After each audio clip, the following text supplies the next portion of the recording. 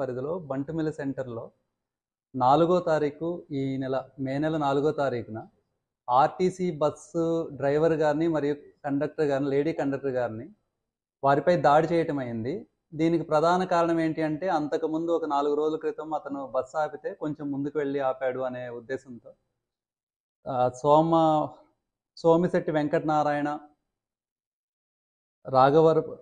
రాఘవరపు సతీష్, దాసు శ్రీనివాసరావు అనే వాళ్ళు కలుపుకొని వచ్చి ఆర్టీసీ డ్రైవర్ గారిని మరియు కండక్టర్ గారిపై దాడి చేసి బూతులు తిట్టి వాళ్ళని అవమానపరచడం జరిగింది.